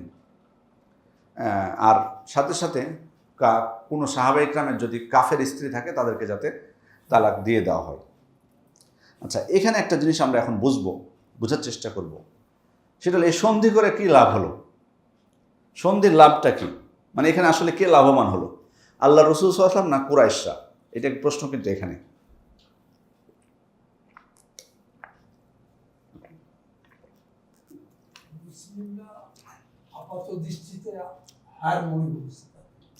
জি, প্রত্যেকটা দেখুন হারের মতোই তো, মানে দেখে আমরা যদি দেখি ওই যে সন্ধির যে শর্তগুলা, যে এবার উমরা না করে ফেরত যেতে হবে, মনে হচ্ছে না যে স্বার্থবিরোধী কথা, মুসলিমদের ফেরত গেলেন উমরা না করে। আবার যারা রাসূল সাল্লাল্লাহু আলাইহি ওয়াসাল্লামের মানে এই যে 4 নম্বরটাও, যে কুরাইশদেরকেও পালিয়ে মুহাম্মদ সাল্লাল্লাহু আলাইহি ওয়াসাল্লামের কাছে গেলে মুহাম্মদ সাল্লাল্লাহু আলাইহি ওয়াসাল্লাম ফেরত দিবেন, আর মুহাম্মদ সাল্লাল্লাহু আলাইহি ওয়াসাল্লামের কোনো সঙ্গে কুরাইশদের কাছে গেলে তারা ফেরত দিবে না। তো এটাও তো অসঙ্গত। কিন্তু এখানে যদি আমরা একটু খেয়াল করে দেখুন যে কুরাইশরা কিন্তু এতদিন তো মুসলিমদের অস্তিত্ব স্বীকার করছিল না তারা এর পূর্বে। তো এখন কিন্তু মানে যেভাবে হোক এদেরকে খতম করবে, এটা ছিল তাদের উদ্দেশ্য। কিন্তু এখন কিন্তু সন্ধি করতে কিন্তু তারা রাজি হয়েছে, এর মানে কি? এর মানে মুসলিমদেরকে তারা কিছুটা গণতেছে এখন। মানে আগে তো গণতই না, মানে সব শেষ করে ফেলবে, কিছুই মনে করতো না। এখন মুসলিমদের যে একটা শক্তি আছে, এটা তারা স্বীকারোক্তি দিল এই সন্ধি করতে রাজি হওয়ার মাধ্যমে মূলত। দ্বিতীয় বিষয়, যে তৃতীয় দফাটা খেয়াল করে দেখুন, তারা বলল কি যে কোনো গোত্র, তারা যে কোনো পক্ষের সাথে তারা যুক্ত হতে পারবে। কেউ চাইলে মুসলিমদের পক্ষে যুক্ত, কেউ চাইলে কাফেরদের সাথে যুক্ত হতে পারবে। এতদিন কিন্তু এটা কিন্তু তারা চায়নি, এতদিন বাধা দিয়ে রেখেছিল না, কোনো গোত্রই স্বাধীনভাবে ইসলাম গ্রহণ করতে পারত না এই কুরাইশদের ভয়ে। এখন কিন্তু এখন তাদের চিন্তাটা হলো নিজেদেরকে নিয়ে, অন্য কাউকে নিয়ে তারা ভাবছে না। যে চাই মুহাম্মদ সাল্লাল্লাহু আলাইহি ওয়াসাল্লামের সাথে যুক্ত হতে পারে, কোনো সমস্যা নাই। হ্যাঁ, কিন্তু আগে কিন্তু এটা তারা রাজি হয়নি। তার মানে বোঝা যাচ্ছে যে এখানে মানে আর ইসলামও তো আসলে এটাই চায়, জোরপূর্বক তো কাউকে, হ্যাঁ এটা যেটা তারা রাজি হলো এটা করতে, যে চায় সে কুরাইশদের সাথে যুক্ত হবে, কেউ চাইলে মুসলিমদের সাথে যুক্ত হবে, এটাই তো ইসলামের দাবি। মুসলিম মানুষ তাদের স্বাধীনতার ক্ষেত্রে বাধা হয়ে ইসলাম দাঁড়ায়নি কারো আকিদার দিনের ক্ষেত্রে, সেখানে স্বাধীনতা ছিল, যে ইচ্ছা মুসলিম হবে। তো সেটাই তো আল্লাহ রাসূল সাল্লাল্লাহু আলাইহি ওয়াসাল্লাম আগে থেকে বলে আসছেন, কিন্তু এতদিনে তারা কি হলো, তারা কিন্তু এটা মেনে নিল। মূলত ইসলামের যে দাবিটা সেটাই কিন্তু তারা মেনে নিয়েছে। এখানে আরেকটা বিষয় যে খেয়াল করে দেখুন যে হুদায়বিয়ার সন্ধিটা কতটাই মানে মুসলিমদের উপকারে এসছে। যে আগের যে যুদ্ধগুলো আমরা যেগুলো পড়ে এসেছি, বদর, উহুদ, খন্দক, এখানে কি মুসলিমদের সংখ্যা 3000-এর বেশি ছিল সৈন্য সংখ্যা? কিন্তু এই হুদায়বিয়ার সন্ধি হচ্ছে 6ষ্ঠ বছরে, আর মক্কা বিজয় হবে 8ম বছরে। মানে অথচ মক্কা বিজয়ের সময় 10,000-কে নিয়ে যাচ্ছেন আল্লাহ রাসূল সাল্লাল্লাহু আলাইহি ওয়াসাল্লাম। মানে 2 বছরের ব্যবধানে সব পরিবর্তন। যেখানে 3000-এর উপরে হতো না, সেখানে 10,000-কে নিয়ে উনি মক্কা বিজয়ের সময় প্রবেশ করবেন মক্কায়। তার মানে এই সন্ধি চুক্তিটা কতটুকু উপকারে এসেছিল মুসলিমদের। এবার দ্বিতীয় দফাটা দেখুন। দ্বিতীয় দফা কি, যে যুদ্ধ বিগ্রহ বন্ধ থাকবে। এতদিন তো ওরা যুদ্ধই চাচ্ছিল, শুধু বীরত্বই দেখাতো, এখন এটা থেকে সারা ফিরে এসছে। আর যুদ্ধ কিন্তু ওরাই শুরু করেছিল, প্রথম কাফেরাই কিন্তু শুরু করেছিল, এখন ওরাই বলতেছে কি সন্ধি করবে। তার মানে এটাও তাদের একটা নৈতিক পরাজয়। এরপরে সন্ধির যেটা প্রথম দফাটা যেটা, যে মুসলিমরা এবছর ফিরে যাবে আর সামনের বছর আসবে। যদিও ফিরে যাবে এটা তাদের মানে প্রাথমিক একটা তাদের মানে স্বার্থের অনুকূলে হচ্ছে যে ফিরে যাবে এটুকু, কিন্তু তারা তো আসলে যেমনটা বলছিলাম হিজরতের পর থেকে কাউকে অনুমতি দিয়েছে তওয়াফ করার, উমরা করার? কোনো মুসলিমকে দেয়নি। এখন তো তাও মেনে নিল যে সামনের বছর এসে কি করতে পারবে, উমরা করতে পারবে। এতদিন তো তারা রাজি ছিল না, এখন কিন্তু তারা মেনে নিয়েছে। সে কারণে মানে যদিও প্রথম বিষয়টা যে তারা এবছর মুসলিমরা ফিরে যাচ্ছে, কিন্তু সামনের বছর তো এসে করতে পারবে। তার মানে তারা পিছু হটেছে, তাদের যে দৃঢ়তা ছিল কাফেরদের, সেটা থেকে কিন্তু তারা পিছু হটেছে। এরপরে চতুর্থ দফা, যেটা নিয়ে হয়তো আমাদেরও মনে হয়তো অনেকের হয়তো হতে পারে যে রাসূলের কোনো সঙ্গী চলে গেলে ওরা ফেরত দিবে না, আর কুরাইশদেরকেও আবার রাসূলের কাছে আসলে রাসূল ফেরত দিতে বাধ্য, এটা কি করে হয়?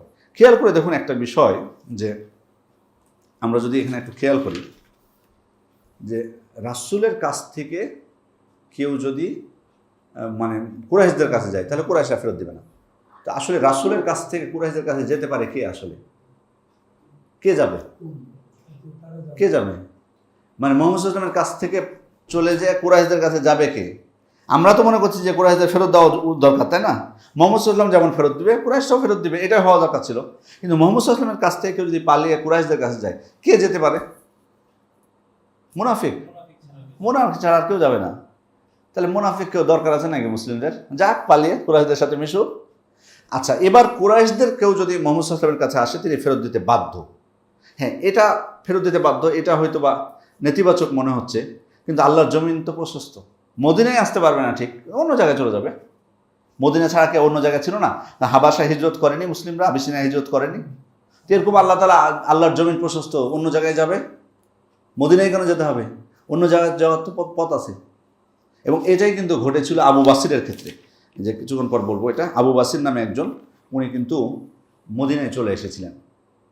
তো আল্লাহ রাসূল সাল্লাল্লাহু আলাইহি ওয়াসাল্লাম তো তাকে চুক্তি অনুযায়ী কি গ্রহণ করতে পারবেন না। তো তাকে উনি তখন করেছিলেন কি, উপকূলীয় অঞ্চলে চলে গেছিলেন, সমুদ্র উপকূলীয় অঞ্চলে চলে গেলেন। এই আবু বাসির সমুদ্র উপকূলীয় অঞ্চলে চলে গেল। এইদিকে উনি যেখানে যে বসবাস শুরু করেছেন, ওই আবু জান্দাল, ওই যে সোহাইলের পুত্র, উনি শুনতে পেয়েছেন যে এই আবু বাসির উপকূলীয় অঞ্চলে বসবাস, উনি তখন মক্কা থেকে বের হয়ে আবু বাসিরের সাথে চলে গেছে। এভাবে মক্কা থেকে যেই মক্কা ইসলাম গ্রহণ করতো, তারা এসে মদিনায় গেলে তো ফেরত দিতে হবে।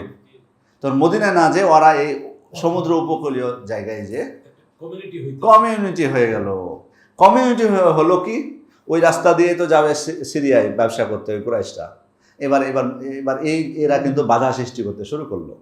এবার কিন্তু তারা অতিষ্ঠ হয়ে পড়লো। অতিষ্ঠ হয়ে এবার মুহাম্মদ সাল্লাল্লাহু আলাইহি ওয়াসাল্লামকে যে বলছে, মুহাম্মদ সাল্লাল্লাহু আলাইহি ওয়াসাল্লাম, আমরা ওই শর্ত উড্র করে নিলাম, কেউ যদি আপনার কাছে মদিনায় আসে, মক্কার কোনো অসুবিধা নেই, আপনি রেখে দিন, আমাকে ফেরত দিতে হবে না। বুঝতে পেরেছেন? তারা কিন্তু আগে চুক্তি করেছিল ফেরত দিতে হবে, এখন বলছে ফেরত দেওয়ার দরকার নেই, আপনারা নিয়ে নেন মদিনায়। কারণ মদিনায় যখন নিতে পারছে না তখন ওরা যাচ্ছে ওই সমুদ্র উপকূলে, ওখানে কিন্তু বাধা সৃষ্টি করছে তাদের ব্যবসা বাণিজ্যে। তাহলে দেখুন কিভাবে বিজয় চলে আসলো, কিভাবে ইতিবাচক দিক হচ্ছে এগুলো। আসলে হচ্ছে লাভ। জি। তো ওমর ইবনুল খাত্তাব রাদিয়াল্লাহু আনহু উনি কিন্তু খুব এই মানে প্রথমে এই সন্ধি করার কারণে উনি কিন্তু খুব কষ্ট পেয়েছিলেন।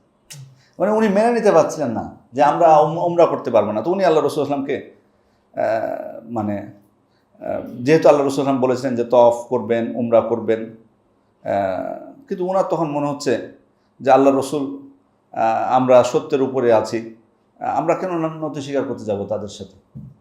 তো উনি আল্লাহ রসুল আসলামের কাছে গিয়ে বলছেন আল্লাহ রসুল আসলামকে যে আল্লাহ রসুল আমরা কি হক আর ওরা কি বাতিল না? তো আল্লাহ রসুল আসলাম বলেন হ্যাঁ অবশ্যই।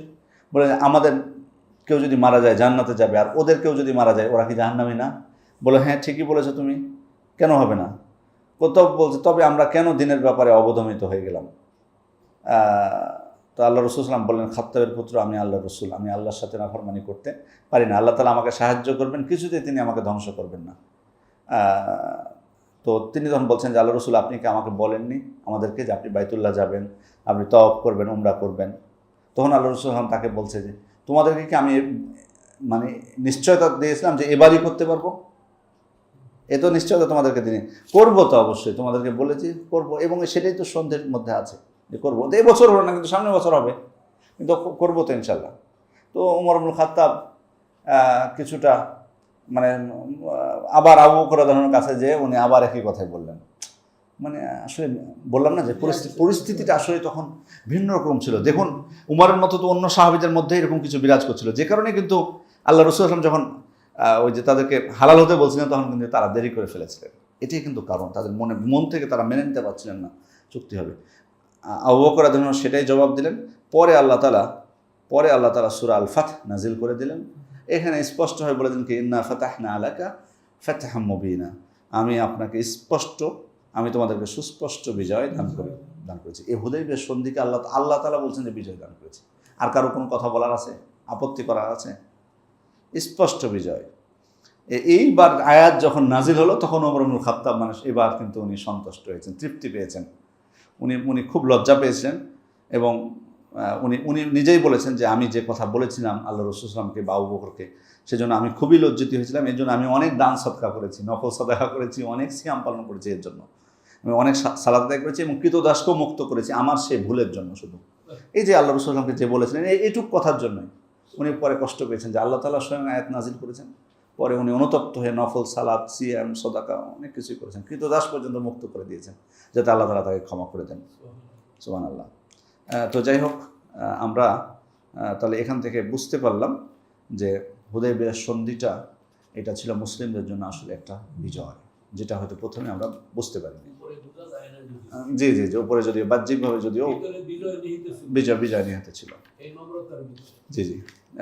আর স্বয়ং আল্লাহ তাআলা যখন বিজয় বলেছেন তখন তো আর কারণ, আর যেটা বাহ্যিক প্রমাণও কিন্তু আমরা পেলাম যে কোনো যুদ্ধে 3000-এর বেশি সৈন্য ছিল না, কিন্তু হুদাইবিয়ার সন্ধির 2 বছর পরে 10,000 নিয়ে আল্লাহ রাসূল সাল্লাল্লাহু আলাইহি ওয়াসাল্লাম মক্কা বিজয়ে প্রবেশ করবেন।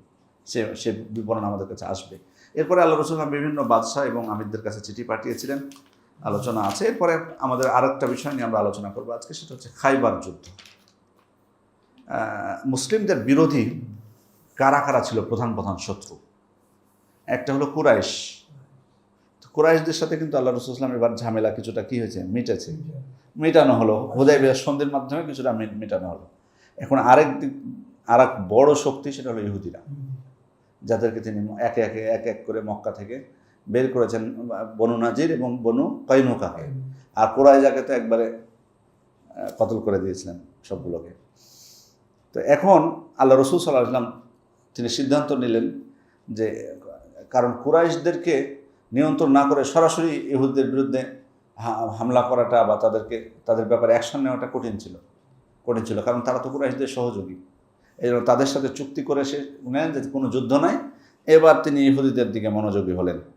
আল্লাহ রাসূল সাল্লাল্লাহু আলাইহি ওয়াসাল্লাম তিনি ফেরার কয়েকদিন পরেই কয়েকদিন অবস্থান করেছিলেন, তারপরে তিনি খাইবারের উদ্দেশ্যে রওনা হয়েছেন। এবং এটা কিন্তু আল্লাহ তাআলার ওয়াদাও ছিল, ওয়াদাকুমুল্লাহু মাগানিমা কাসীরা তাখুযুনাহা ফাআজ্জালা লাকুম হাযিহি। আল্লাহ তাআলা তোমাদেরকে প্রতিশ্রুতি দিয়েছেন অনেক মানে গনিমতের মালের, যার অধিকারী তোমরা এবং তিনি সেটা তোমার জন্য ত্বরান্বিত করেছেন। এটাই কিন্তু মানে মূলত খাইবারের যে গনিমত পাবেন মুসলিমরা, সে বিষয়ে আল্লাহ তাআলা ইঙ্গিত দিয়েছেন। তো আল্লাহ রাসূল সাল্লাল্লাহু আলাইহি ওয়াসাল্লাম ঘোষণা দিলেন খাইবারে যাওয়ার আগে যে মক্কা বিজয়ের সময় যারা ছিল, হুদায়বিয়ার সন্ধির সময় যারা ছিল তারাই শুধুমাত্র আমাদের সাথে এখন যেতে পারবে। হুদায়বিয়ার সন্ধিতে যারা ছিল তারাই যেতে পারবে। তো তাদের সংখ্যা তাহলে আমরা আগেই বলেছি 1400 অথবা 1500। তো তিনি মদিনার দায়িত্ব সিবা ইবনে উরফুতা আল গিফারিকে দিয়ে তিনি বের হলেন। এইদিকে আবু হুরায়রা রাদিয়াল্লাহু আনহু তিনি কিন্তু ইসলাম গ্রহণ করেছেন, সবেমাত্র এসে মদিনায় আগমন করেছেন। তো ওই সময় কিন্তু আল্লাহ রাসূল সাল্লাল্লাহু আলাইহি ওয়াসাল্লাম নেই, বের হয়েছে অলরেডি খাইবারের উদ্দেশ্যে। তো সিবা ইবনে উরফুতার সাথে সাক্ষাৎ হয়েছে। তো পরে উনি আবু হুরায়রা রাদিয়াল্লাহু আনহুকে পাথর দিয়ে খাইবারের উদ্দেশ্যে পাঠিয়ে দিয়েছিলেন।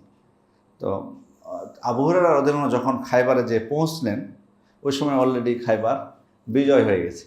এই জন্য আল্লাহ রাসূল সাল্লাল্লাহু আলাইহি ওয়াসাল্লাম তাকেও গনিমতের মাল থেকে কিছু অংশ দিয়েছিলেন। এইদিকে ইহুদিদেরকে রক্ষা করার জন্য মুনাফিকরা, বিশেষ করে আব্দুল্লাহ ইবনে উবাই, সে তো বুঝতে পারছেন মুনাফিক, সে আগেই খবর পাঠিয়ে দিয়েছিল যে তোমরা রেডি হও অস্ত্রশস্ত্র নিয়ে, মুহাম্মদ সাল্লাল্লাহু আলাইহি ওয়াসাল্লামের সঙ্গী সংখ্যা বেশি নয়, তোমাদের ভয়ের কিছু নয়, অস্ত্রশস্ত্র নিয়ে তোমরা রেডি হতে পারো। খুব সামান্য তারা। তো এদিকে মানে গতাফান গোত্রও কিন্তু ছিল ইহুদিদের সাথে, তাদের চুক্তি ছিল। তো ইহুদিরা যখন শুনতে পেল যে আল্লাহ রাসূল সাল্লাল্লাহু আলাইহি ওয়াসাল্লাম আসছেন, তখন গতাফান গোত্রের কাছে কি সাহায্য চাইল তারা।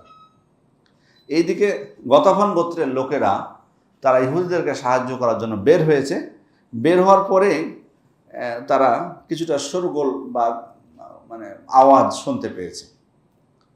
তো এটা শুনে তাদের মনে হয়েছে যে মনে হয় মুসলিমরা ইহুদিদের উপর আক্রমণ অলরেডি করে বসেছে।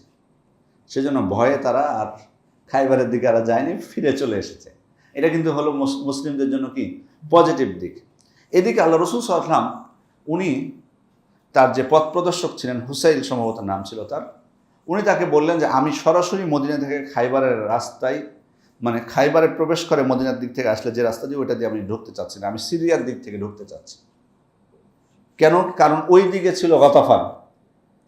তাহলে ওই দিক দিয়ে প্রবেশ করলে মুসলিমরা হবে গতাফান আর ইহুদিদের মাঝখানে, তাহলে গতাফান গোত্র আর কোনোভাবেই ইহুদিদেরকে কি সাহায্য করতে পারবে না। সেই জন্য আল্লাহ রাসূল সাল্লাল্লাহু আলাইহি ওয়াসাল্লাম তার পথ প্রদর্শকের কাছ থেকে সেই পথ প্রদর্শন নিয়ে তিনি রওনা হলেন।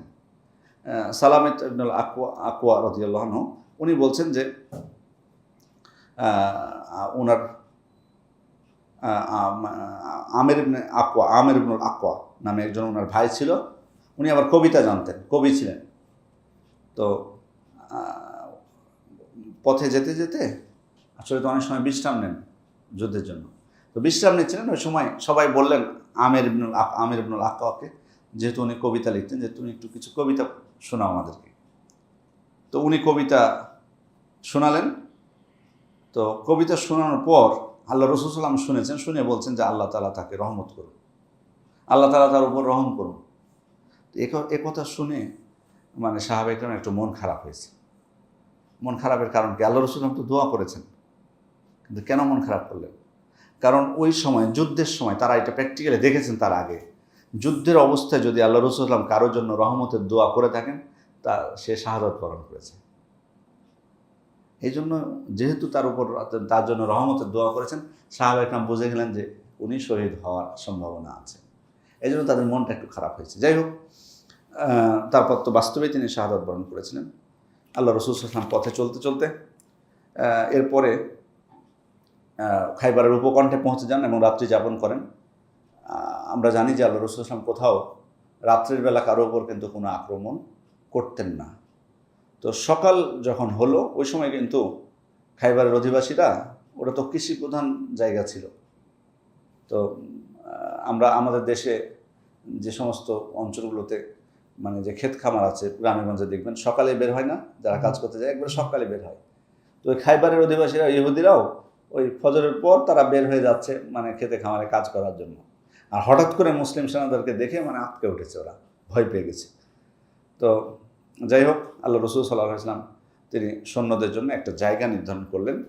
হুবাব ইবনুল মুনজির রাদিয়াল্লাহু আনহু উনি তখন আল্লাহ রসুল সাল্লাল্লাহু আলাইহি ওয়াসাল্লামকে এসে বলছেন যে আল্লাহ রসুল, আপনি যে এই জায়গাটা নির্ধারণ করলেন এটা কি এটি আল্লাহর আদেশে নাকি এটা আপনার যুদ্ধের কৌশল থেকে এটা আপনি করেছেন? তো আল্লাহ রসুল সাল্লাম বললেন, না, রণকৌশলগত হিসেবে আমি এই জায়গাটা নির্ধারণ করেছি।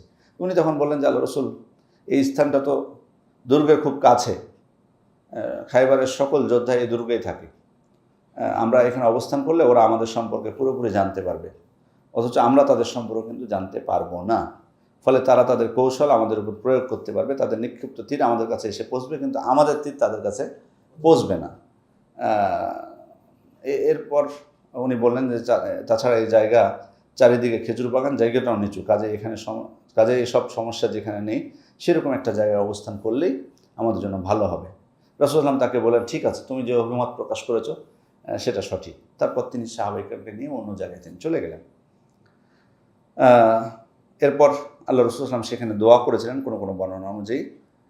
এবার আল্লাহ রসুল সাল্লাল্লাহু আলাইহি ওয়াসাল্লাম রাত্রি হলো আবার যখন, তখন তিনি সাহাবায়ে-কেরামকে বলছেন, লাউ উতিয়ান্না রায়াতা গাদান রাজুলান ইউহিব্বুল্লাহ ওয়া রাসূলাহু, আমি আগামীকালকে একজন ব্যক্তিকে আমি পতাকা তুলে দেব তার হাতে, ইফতাহুল্লাহ আলা ইয়াদিহি, আল্লাহ তাআলা তার মাধ্যমে এই খাইবার আমাদেরকে বিজয় দান করবেন।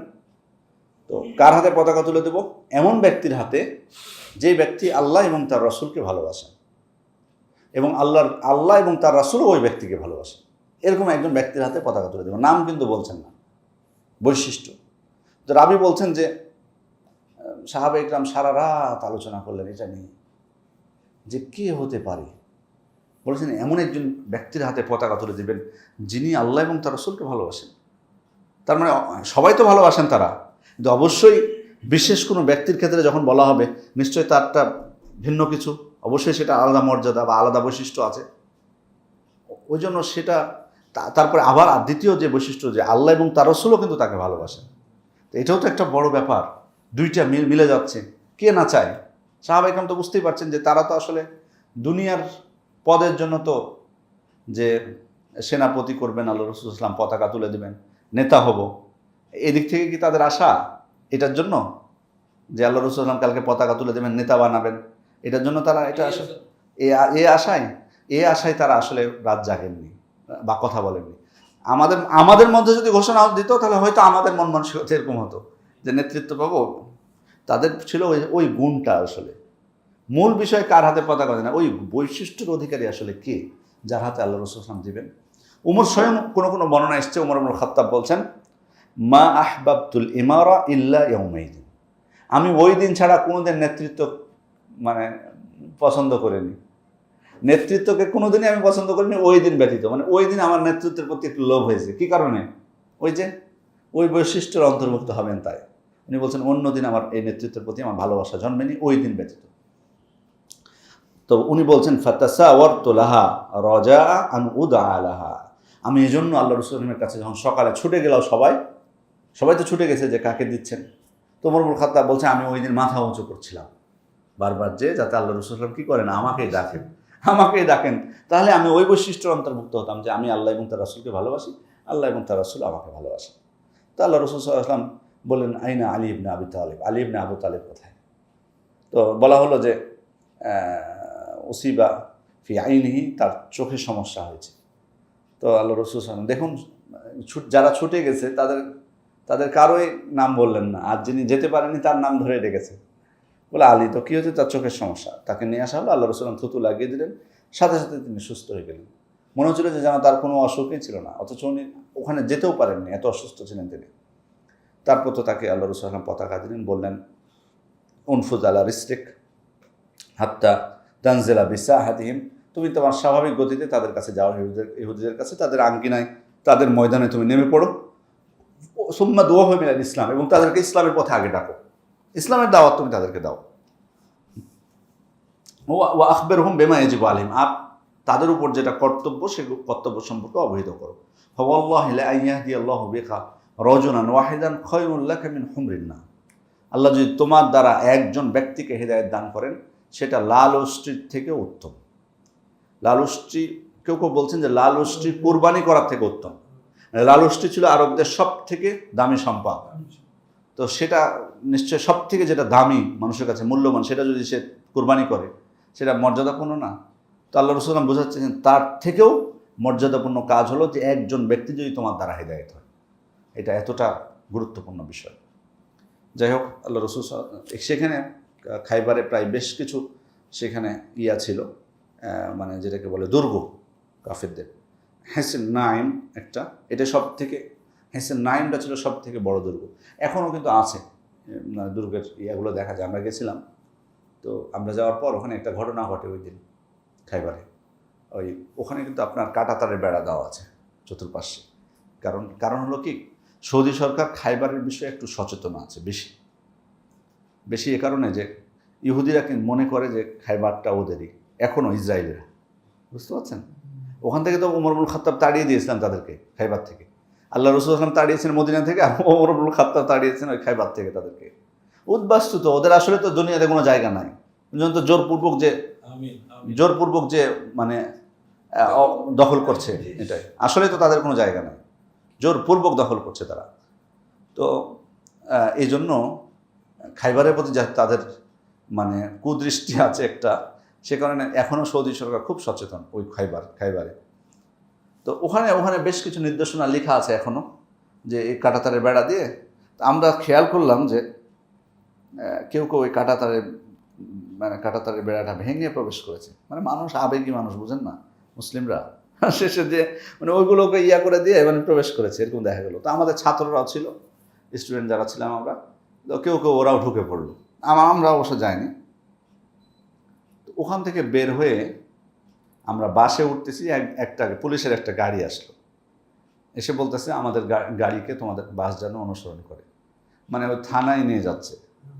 আমাদের মধ্যে একটু ভীতির সঞ্চার হলো, মানে একটু মনেতে একটা আশঙ্কা হবে, যদিও আমরা তেমন কোনো বড় অপরাধ করিনি, কিন্তু তারপর একটু, আবার অনেকের সাথে ফ্যামিলি ছিল, আমার ছিল না, কিন্তু অনেক স্টুডেন্টের সাথে তাদের ওয়াইফ ছিল, বাচ্চাও ছিল। তো পরে তখন আমাদের মধ্যে আমরা কৌশল করলাম যে সবাইকে তো ডাকবে না, 2-1জনকে ডাকবে যারা নেতৃত্বে আছে। ওই যে আপনারা চিনেন, ওই যে শেখ সাদি, যে জুমার খুতবার অনুবাদ করে না, শেখ সাদি, এটা মনে হয় দেখতে পান, ফেসবুকে দেখতে পাবেন, পিএইচডি করতেছেন শেখ সাদি। তো উনি ছিলেন আমাদের সাথে। তো উনি আবার কথাবার্তায় খুব মানে ভালো কথাবার্তা বলতে পারে। সবাই তো একরকম না। উনি গেল, আর একজনকে সাথে গেছিল। ও যায় যে বুঝিয়েছে পুলিশদেরকে যে আমরা মসজিদে নববীতে দাওয়াতি কাজ করি, হাজিদেরকে দাওয়াত দিই, ভালো কথা বোঝায়, তা আমাদের তো এগুলো দেখা দরকার। ওই জন্য এসছি। তো আপনাদের নিয়মকরণ আমাদের জানা ছিল না, জানেন। পরে সবার ইকামা নিয়ে নিয়েছিল, কিন্তু এটা সবার ইকামা কিন্তু জমা নিয়েছিল। পরে যাই হোক ছেড়ে দিয়েছিল, স্টুডেন্ট বলে তেমন পড়াপড়ি করেনি।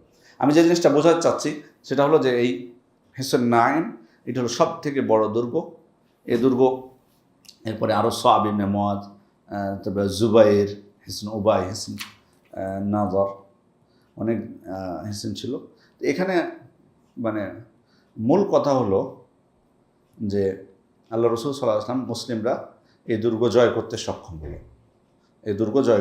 হলো। এরপরে সাব ইবনে মুআয, এটাও আল্লাহ রাসূল 3 দিন তিনি অবরোধ করে রাখলেন, তারপর সেটাও জয় করতে পারলেন। তারপরে জুবাইর, সেটাও মানে জয় করলেন মুসলিমরা। এভাবে করে 5টা, উবাই দুর্গ, তারপরে নেজার দুর্গ, সবগুলো করলেন। এরপর দ্বিতীয় ভাগ, এটা হলো খাইবারের প্রথম ভাগ।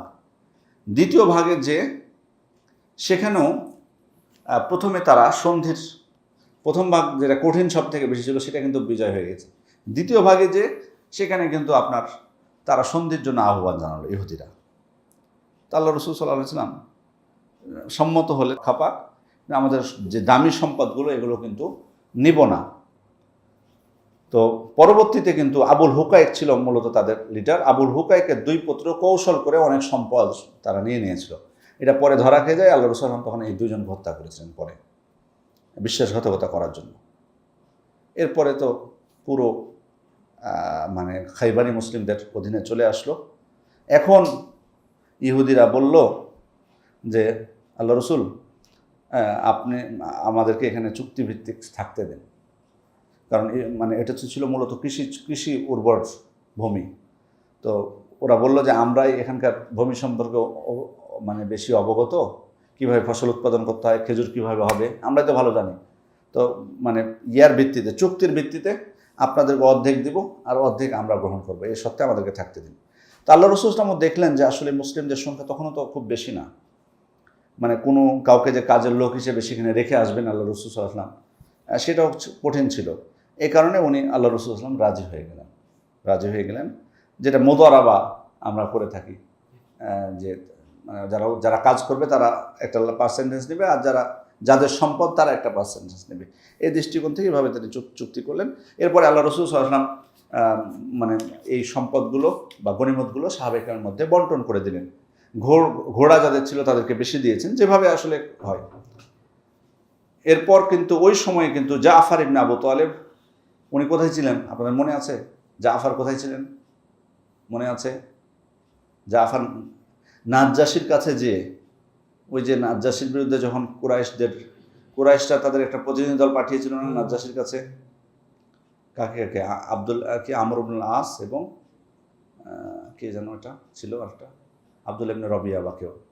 তো ওই সময় কিন্তু নাজ্জাশীর সামনে ইসলামের পক্ষে কথা বলেছিল কে? এই জাফর ইবনে আবু তালেব। তিনি কিন্তু কথা বলেছিলেন ওই সময়, কোরআনের আয়াত শুনিয়েছিলেন, সূরা তোহা পাঠ করেছিলেন, সূরা মারিয়াম পড়েছিলেন, ইনি কিন্তু সে জাফর।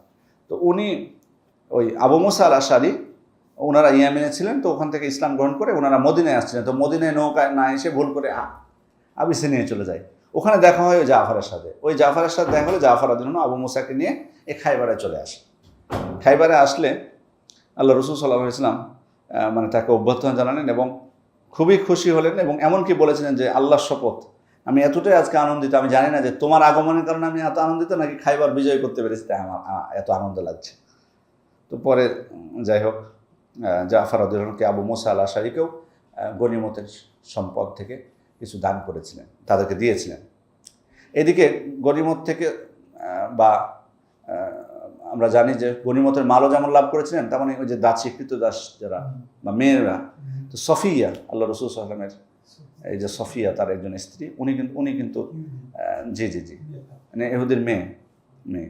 তো উনি প্রথমে পড়েছিলেন দাহিয়া ইবনে খলিফা আল কালবি তার ভাগে। তো পরবর্তীতে সবাই বললেন যে না, যেহেতু সুন্দরী ছিল এবং আল্লাহ রসুল সাল্লাল্লাহু আলাইহি ওয়াসাল্লামকে দেওয়া হোক তাকে। তো আল্লাহ রসুল সাল্লাল্লাহু আলাইহি ওয়াসাল্লাম তাকে মুক্ত করে তাকে বিবাহ করেছিলেন। তো তাকে মুক্ত করাটাই ছিল বিবাহের মোহর। পরবর্তীতে ফিরে আসার পথে কোনো এক জায়গায় তার সাথে বাসর হয়। তো আল্লাহ রসুল সাল্লাল্লাহু আলাইহি ওয়াসাল্লাম তার চেহারায় দাগ দেখতে পেয়েছিলেন সফিয়ার রাদিয়াল্লাহু আনহা। তো তার কারণ জানতে চাইলেন। তো সফিয়া বলছেন তিনি কিন্তু আরেকজনের স্ত্রী ছিলেন, ওই আবুল হুকাইকের ছেলের স্ত্রী। তো উনি বলছেন যে কারণটা কি, তোমার মুখে দাগ কেন?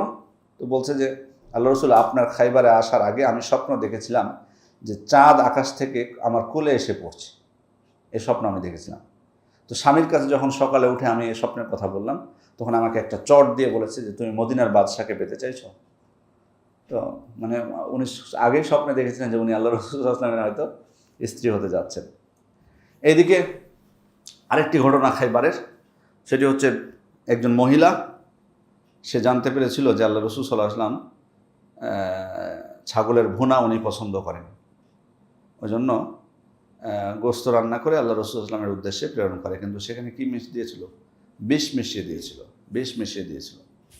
তো আল্লাহ রসুল সাল্লাল্লাহু আলাইহি ওয়াসাল্লাম এক টুকরো মুখে দিয়ে চিবিয়ে ফেলেন। তো আল্লাহ রসুল সাল্লাম বললেন যে এই হাড় দেখেছো, এই হাড় আমাকে বলছে যে তাতে বিষ মিশানো আছে।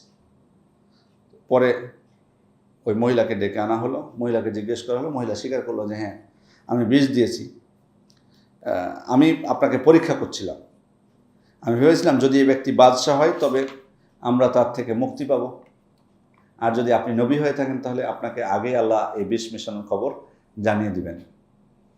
তো আল্লাহ রসুল সাল্লামের সাথে বিশির ইবনে বারা তিনিও কিন্তু ভক্ষণ করেছিলেন। এই কারণে তিনি সাথে সাথে বিষ খেয়ে মারা যান।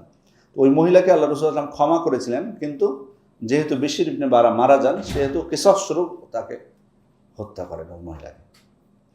তো আপনার খাইবারের যুদ্ধে মুসলিমদের শহীদ হয়েছিলেন প্রায় 16 জন, আর কাফেরদের মারা যায় প্রায় 93 জন। কাফের বলছি মানে ইহুদিদের কাফেরই ওরা, ইহুদিদের মারা যায় প্রায় 93 জন।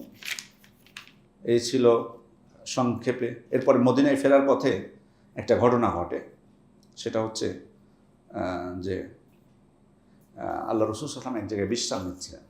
এই ঘটনাটা একটু শুনবেন আপনারা। বিশ্রাম নিচ্ছিলেন, তো বিশ্রাম নেওয়ার সময় প্রসিদ্ধ ঘটনা, এর আগেও শুনেছেন হয়তো, বেলাল রাদিয়াল্লাহু আনহুকে তিনি বললেন যে তুমি জেগে থাকো আর আমরা সবাই একটু ঘুমাই, ফজরের সময় আমাদেরকে জাগিয়ে দেওয়া, সালাতের সময় হলো। তো ক্লান্ত তো আসলে সবাই, তো বেলাল রাদিয়াল্লাহু আনহু কখন তার সওয়ারির সাথে হেলান দিয়ে এভাবে বসেছিলেন। ওই সময় বসে থাকতে থাকতে ওনারও চোখ বন্ধ হয়ে গেছে, কখন উনিও কিন্তু ঘুমিয়ে পড়েছেন। সালাতের সময় কেউ জাগতে পারেনি। এদিকে সূর্য ওঠার পর সূর্যের তাপে তাদের ঘুম ভেঙেছে, তার মানে বুঝতে পারছে সূর্য উঠে গেছে। তো আল্লাহ রাসূল সাল্লাল্লাহু আলাইহি ওয়াসাল্লামের সর্বপ্রথম তার ঘুম ভাঙে, তিনি সাহাবায়ে কেরামকে জাগিয়ে দেন। তিনি বললেন যে শয়তান আমাদের উপর প্রভাব বিস্তার করেছে, এই জায়গা থেকে আমরা অন্য জায়গায় চলে যাই। একটু জায়গা পরিবর্তন করে আল্লাহ রাসূল সাল্লাল্লাহু আলাইহি ওয়াসাল্লাম ওযু করলেন, ফজরের 2 রাকাত সুন্নাত পড়লেন, তারপর আজান দেওয়া হলো প্রথমে, তারপর ফজরের 2 রাকাত সুন্নাত পড়ে জামাত করে সাহাবায়ে কেরামকে নিয়ে তিনি সালাত আদায় করলেন ফজরের। আচ্ছা, এখান থেকে আমরা কোন কোন মাসআলা শিখতে পারি এই ঘটনা থেকে? লাস্টের যে ঘটনাটা, মানে সালাত কাজা হলে আজান দেওয়ার বিধান, কাজা হলেও কাজা সালাতও যদি কেউ পড়ে আজান দিতে পারে, বিশেষ করে যখন কোনো একটা দল হবে তখন তাদের ক্ষেত্রে আরও বেশি এটা গুরুত্বপূর্ণ। এটা একটা। আর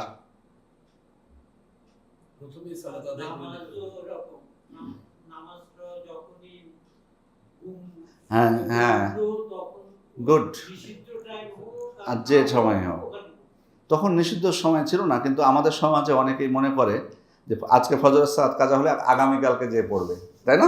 আছে, অনেকের আছে, আপনারা জানেন না হয়তো, অনেকেই মনে করে এটা যে আজকে আসরের কাজা হয়ে গেল, পরের দিন আসরের সময় যে পড়ে তখন মনে করে যে আসরের রক্তে না হলে হবে না, মানে আসরের রক্তে হতে হবে আগের কাজা দিয়ে, জন্য একদিন পরেই না সালাত, একদিন করে। এটা থেকে কি শিক্ষা হলো কি, যে তারপরের দিন ফজর না, যখনই জাগবে তখনই পড়তে হবে। আর কি বলেন, দুইটা এসছে। আর হ্যাঁ, সুন্নাতও কাজা করা যায়, এটা একটা মাসালা। সুন্নাতও ফরজের মতো সুন্নাতও কাজা হয়। অন্য বর্ণনা এসে বনু আব্দুল কাইস গোত্র আল্লাহ রাসূলের কাছে যখন এসেছিলেন, উনি ফজরের জোহরের পরের 2 রাকাত উনি পড়তে পারেননি তাদের সাথে ব্যস্ততার কারণে, পরে সেটা আসরের পরে উনি কাজা করেছিলেন, এটাও প্রমাণ আছে। জি, তাহলে সুন্নাতও কাজা করা যায়। আর একটা খুব গুরুত্বপূর্ণ মাসালার মধ্যে আছে, হ্যাঁ, অন্যত্র চলে যাওয়া, যদি মনে হয় যে শয়তান প্রভাব বিস্তার করে জায়গা পরিবর্তন হয়, এটাও হতে পারে। হ্যাঁ, আর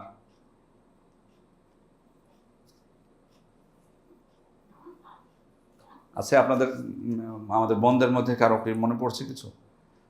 তারা বলতে চাইলে তুমি সংবাদ নিয়ে আসতে পারো।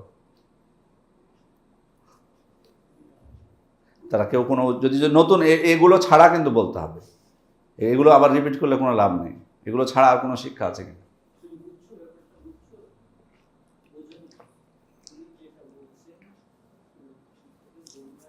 এই ঘটনার মধ্যে কি শিক্ষা আছে আর, বা কি ফিকহি মাসালা?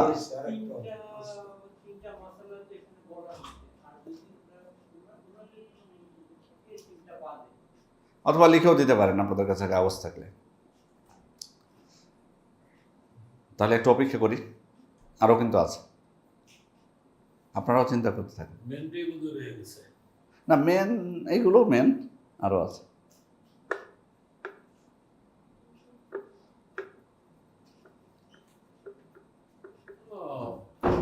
নির্দেশ দিয়েছিলেন যে একজনের দায়িত্বে থাকবে, হ্যাঁ, উনি যদি ঘুমায় গেল, খেয়াল করেন নাই, হ্যাঁ, উনি অ্যালার্ট থাকা দরকার ছিল। না, ওনাকে তো নিন্দা করেননি, এমন কোনো প্রমাণ নেই। হতে পারে মানুষ সফরে ক্লান্তি, এত দূর থেকে হাঁটার, হ্যাঁ, অ্যালার্ট তো থাকা উচিত, এটা তো ঘুমিয়ে গেছে কিছু। বরং আপনি বিপরীতটা বলতে পারেন যে অ্যালার্ট যাকে থাকতে বলেছেন তাকে আল্লাহ রাসূল সাল্লাল্লাহু আলাইহি ওয়াসাল্লাম কোনো প্রকার নিন্দা করলেন না দায়িত্ব দেওয়ার পরও। আছে কোনো কিছু? না ওইদিকে পাওয়া গেল না। না ওনারা অনেক সময় বলেন যে আমাদের উত্তর থেকে কিন্তু আমরা বলতে পারি না, ওই জন্য আমি সুযোগটা দিলাম। আর সময় দেব?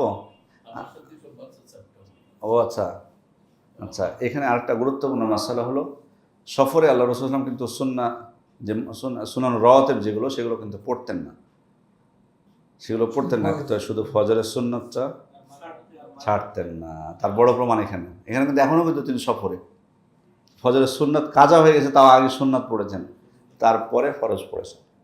এটাও কিন্তু একটা মাসালা। না না না, শুধু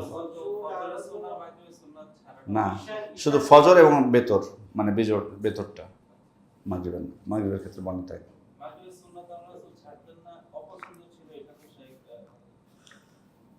না ওটা সফরের ক্ষেত্রে না।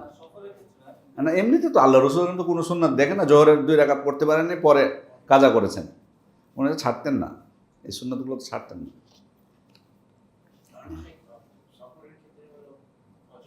হ্যাঁ ফজরেরটা আর সফরে কিন্তু নফল সালাদগুলো আল্লাহ রসুল সাল্লাম পড়েছেন, যেমন প্রমাণ আছে রাত্রির সালাদ যেটা কিয়ামুল লাইল, সেটাও কিন্তু তিনি করেছেন বেতর সহই, বেতর সহই। আর এরপরে আবার সলাতুদ দোহাও কিন্তু সফরে পড়েছেন। কোন ঘটনায় আছে এটা? কোন ঘটনায় আছে? 8 রাকাত পড়েছিলেন সলাতুদ দোহা। এটা আসবে আমাদের সামনে মক্কা বিজয়ের দিন, মক্কা বিজয় উম্মে হানির ঘরে পড়েছিলেন 8 রাকাত। সলাতুদ দোহা তো কোনো কোনো বর্ণনায় এসছে 2 রাকাত, কোনো কোনো বর্ণনায় আয়েশা থেকে বর্ণনায় আছে 4 রাকাত, আবার এই উম্মে হানির ঘরে 8 রাকাত। যদিও কেউ কেউ বলেছেন যে এই সালাদটা শুকরানা সালাদ ছিল, কেউ কেউ এটা বলতে চেয়েছেন, কিন্তু ওটা প্রসিদ্ধ অভিমত হলো যে সলাতুদ দোহাই ছিল সেটা।